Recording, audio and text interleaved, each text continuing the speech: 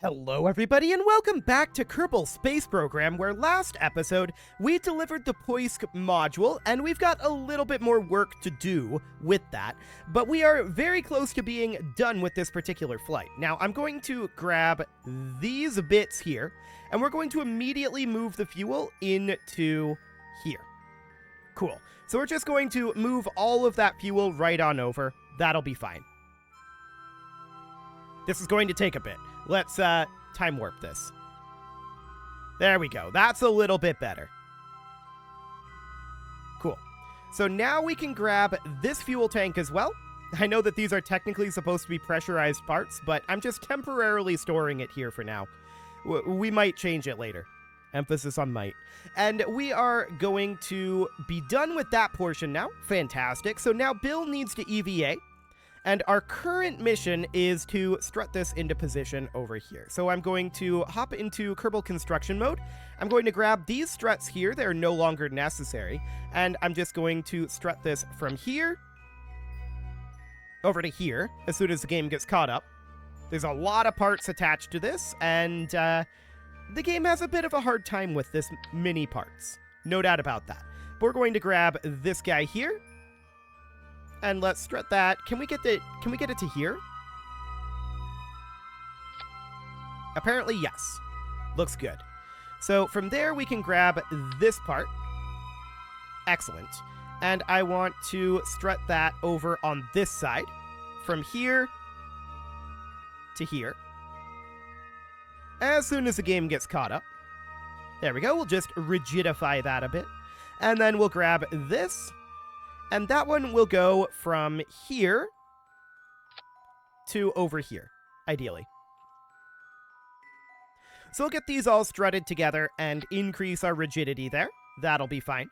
And now we're pretty much done here. So we are now ready to go. Let's detach from here. So we're just going to undock. And we're going to pull this out and away. Just get ourselves a little bit of distance here. Of course, we have no fuel remaining in this stage, which is fine. We're going to be ditching this stage and returning home on our fuel in our Soyuz, which is more than sufficient. We're not going to have any problem whatsoever with that one. So let's just get ourselves into orbital retrograde here, and we'll see what directionality that ends up being. We should turn rather easier now that we no longer have all that fuel in here, but there's still a lot of weight here that we're going to be getting rid of. No doubt about that. What type of engine is this? That's a Poodle? Okay. Noted. I believe this is also a Poodle, actually that's a Terrier, of a slightly different size. No doubt about that. But basically the same engine, ultimately.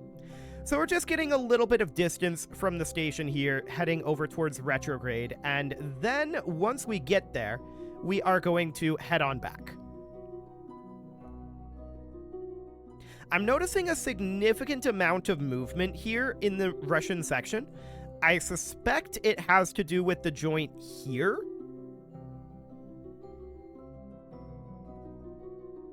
It's not just the Russian section. There's just a significant amount of movement right now. Okay, that is noted. That is absolutely noted. So we're going to be ditching this, but we need to get a little bit of distance, right? So we need to get some distance from the station. Let's just get oriented here, and we're going to be pushing out this direction, just burning retrograde. Reason we need to get some distance is we don't want this to impact the station. Are we out of monoprop? Oh, we're out of monoprop. Okay, well, that's what we've got. So at this point, we can time warp away a bit. I was going to say physics warp, but we don't like to physics warp in proximity to the station. So we're just leaving at about this speed here. It's going to take a bit for the station to deconstruct here, but that's fine. I was planning on deorbiting all of this. What we could do is we could move this fuel down and then get this into a state where this is going to deorbit, and then move the fuel back. And I think that's what we'll do for the time being. We have about 30 seconds of burn here. Noted. Okay, let's bring this guy right on down, keeping an eye on our fuel count. I just don't want to leave this in space, is the thing. So we're just going to put this at about 70, a little bit under 70 kilometers, and then we'll move the fuel back. It'll be more efficient in the other location, but this will be absolutely fine for the time being. There we go. So this is now going to have its orbit decay eventually, and we'll move this fuel right on in. There we go. And we should be unloading the ISS at this point. That makes things a lot faster. No doubt about that. Okay, so we're going to ditch this stage. There we go. And we've got a lot of fuel left here, of course. So that's absolutely fine. At this point, we're going to do like a re-entry burn. So we're going to come around to this periapsis, and we're going to bring this around and roughly circularize it. It doesn't have to be perfect, but somewhere around here or so would be good. And we'll just align to that node. There we go. That will be absolutely fine for the moment. Let's warp on forward, and let's make our way to that node. And this is mostly going to be a re-entry burn at this point. We may end up losing our photovoltaic panels, but that's okay. This burn is going to bring us around to the point where we are fully in the atmosphere. And that's the only goal of this burn as of right now. I have no other plans for it. So this is going to be... We're going to warp forward a little bit. We are now in the atmosphere. Burn is starting in 3, 2, 1, 0, mark. Okay. It's going to be about a 20... Wait. Okay, this is jumping around on us. This is fine. We'll just we'll ignore these timings for now. We'll go with the actual effect rather than the maneuver timings, which are clearly incorrect here. It's clearly confused. So that's reasonably fine. We're just bringing this around, and that is good enough in theory. Let's put this back onto retrograde, though.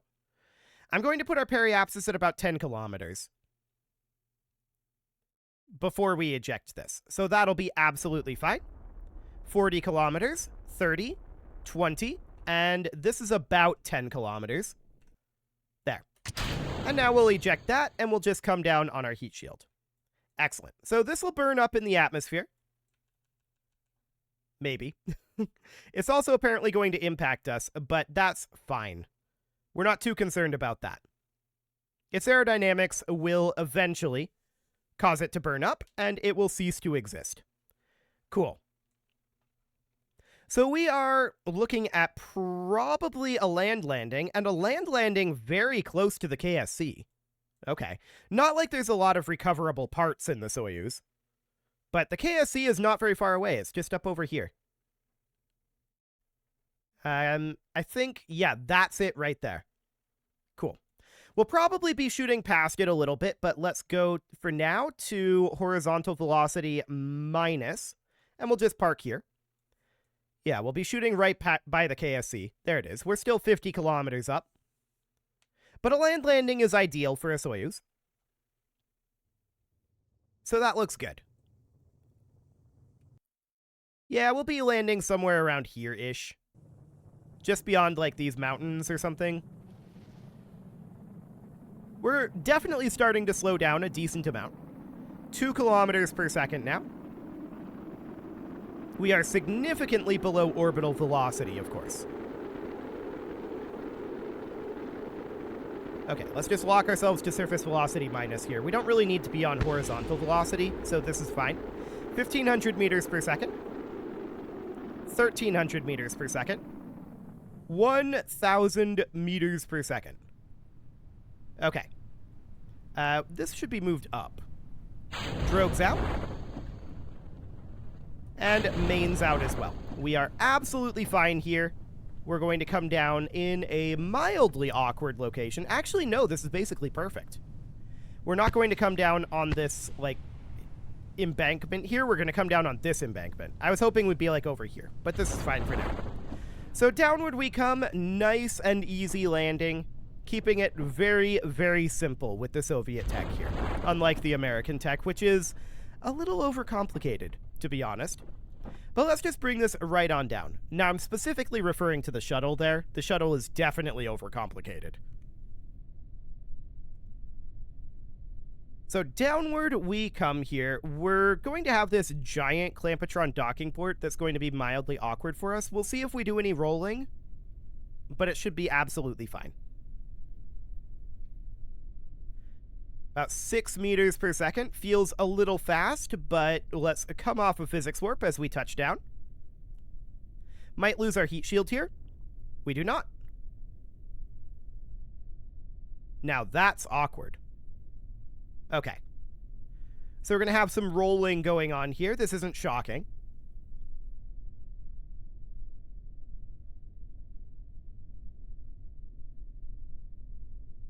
Do we have a reaction wheel in here? I'm not sure if we do. Let's put us on kill rot, and we'll just slowly roll on down this hill.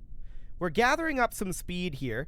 Can we turn this, potentially? The answer is yes, we can turn it, but it's a little dangerous. Okay, we're just going to roll on down the hill here. It's relatively fine. We are losing speed at this juncture, so that is good. I'm just trying to roll us to go a bit more along the hill instead of down the hill. And we should come to a halt fairly soon. Yeah. Okay. So we'll just recover that. That'll be absolutely fine. What is the next mission here? I actually haven't looked at that. We probably should. So the next mission is going to be the ELC-1 and the ELC-2.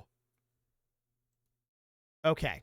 So hopping over, we can take a look here, and this is the Express Logistics Carrier. Okay. So looking at our diagram here, this is going to be the ELCs. These guys here. So specifically, we're putting in ELC-1 and ELC-2. I see ELC-3. I see ELC-4. Where's ELC-2?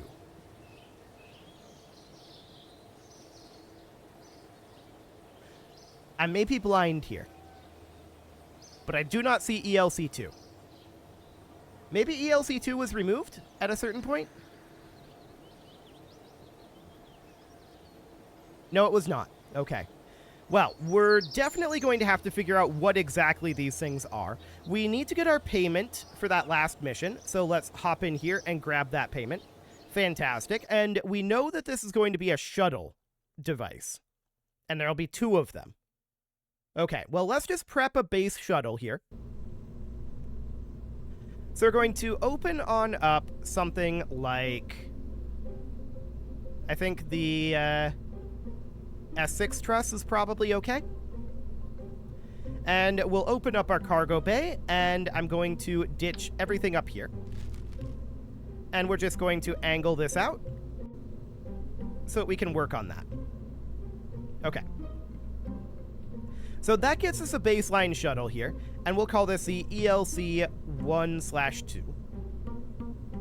And let's see what this ends up being exactly. Okay, so here's the ELCs 1 and 2 in the Atlantis shuttle bay. So they're basically these, like, squares built out of trusses. Okay, noted. So that's ELC-2 there. So this is really just a unpressurized attached payload platform that provides mechanical mounting services, electrical power, and command and data handling services for orbital replacement units, as well as science experiments on the ISS. Okay, so that's functionally all these are. So ELCs 1 and 3 are out over here. I see ELC-4 here. Ah, here's ELC-2. So ELC-2 attaches there. We definitely don't have attachment points for these.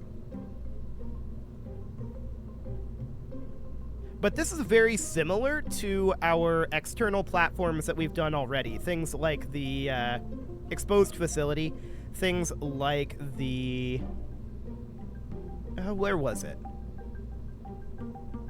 We do have a couple of things that are very similar to this.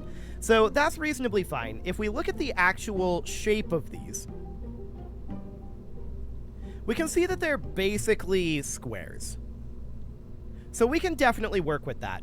This is not going to be all that big of a deal. But we have 2 attachment points here, so that's great. We can move this guy out like so. We can get this advanced grabbing unit and put it inside in case we need it. And then we can drop in our Clampatron docking port junior on top of this guy, like that. And I'm just going to make these be basically identical. We're going to take a... Do we want to go with a 2x2 structural panel? Yes, that's about the right sizing. Okay, so I'm going to put a 2x2 structural panel docked in like that. That'll be fine for the time being. Then, how are we going to attach these? Is a question that needs to be asked. So basically, I think we're just going to have to grapple them on with an advanced grabbing unit. These don't have the attach points that I was looking for, actually. So let's go into our structural here and grab the 2x2 structural panel. Is this the same one that I just had on here? I think it is. We would grab... What was that? I think we were using these structural panels. Yes. Okay. So we can do something kind of like this. We can have these be... I don't know. They're kind of really more trusses than anything else, right? So maybe we should build it out of, like, modular girder segments. I don't know. I feel like that's not necessarily the best idea. Can we get these structural panels to be trusses? We can. Okay, that's probably our best way to go. So it would be something like this. We would have an advanced grabbing unit here. So this guy would want to get attached on about here or so. We'd want to position that a little bit better. But I'm just thinking about how these are going to be attached. And yeah, this is definitely how we're going to need to attach these. Okay. So I kind of want these to be out to one side. Like this. So it'll be kind of like that. And then we would just have objects on them, right? And we would attach them in about like so. So what objects would we have in here? Well, first things first, I want to position these advanced grabbing units a little bit more precisely. So we'll just snap these into position here. And we'll move this out to about there or so. Although I'd like to move it in a little further. About here. There we go. That'll do. And do we want this to be filled in? Maybe insulated? Insulated might be the best way to go here, in terms of visuals. It's not actually insulated, it's actually a far denser truss structure. But I think that this is kind of the closest that we can get. So that's okay. We can definitely work with that. So from here, we'll also be able to launch these, I think. That's a little too high.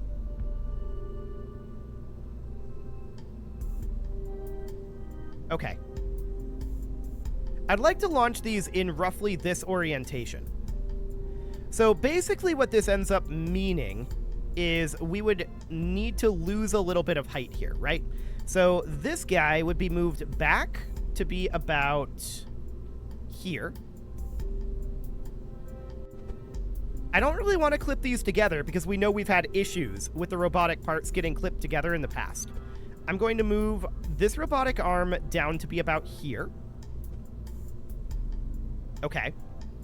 And then we could just ditch some distance here. So we could ditch like some rotational ability in this arm if we wanted to. That is a theoretical option.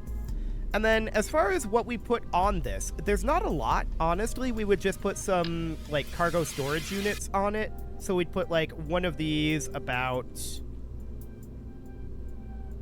Snapping on, please. One of these about here. these are clipping through in a really awkward way. And that's really not the way I intend for this to sit. But we can do a couple of those, and then we can do like a conformal storage unit here and here. And then on this other side, we can do like an experiment storage unit. So that would end up being, if we go into science, that would end up being something along the lines of one here and one about here. Okay, so something along the lines of that. But I want to move these guys out. This is really not snapping nicely. Moving it somewhere around here, and then this one would go somewhere around here.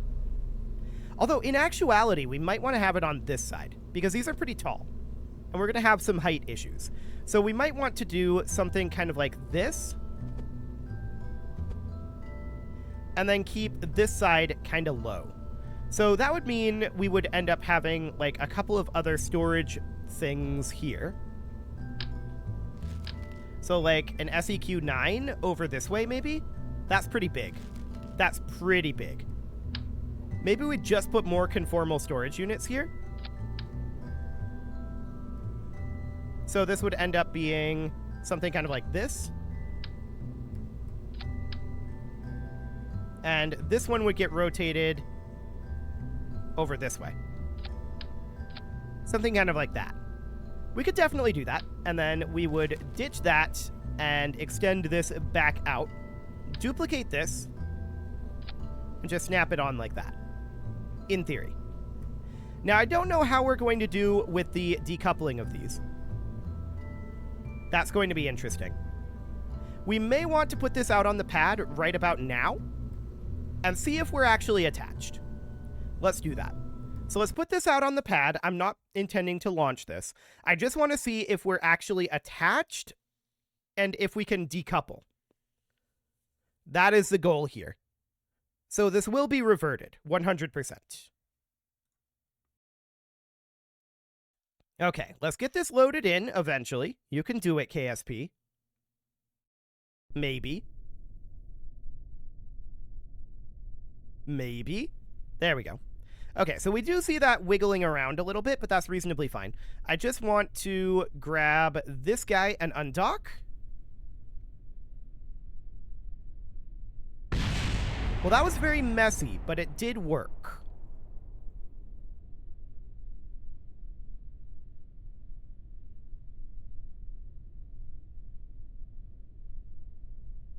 Okay, it's pretty clear that space is an issue there. No doubt about it.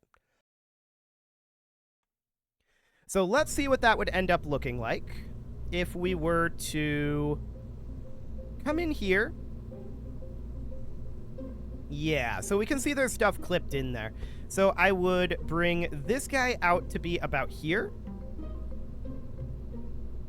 Bring this guy out to be out over this way as well.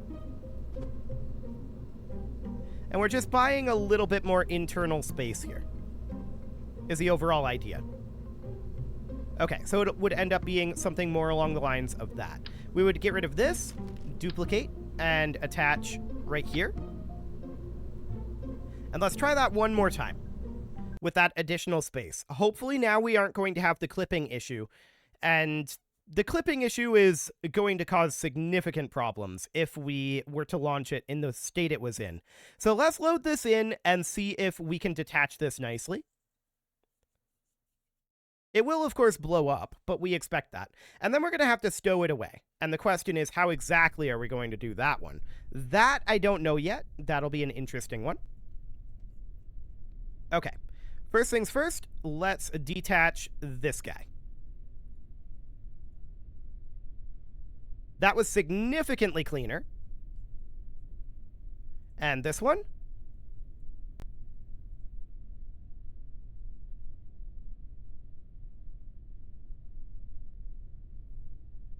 Okay, it's struggling to fall, but I think that that was a relatively clean detachment, and in space, it wouldn't be a problem.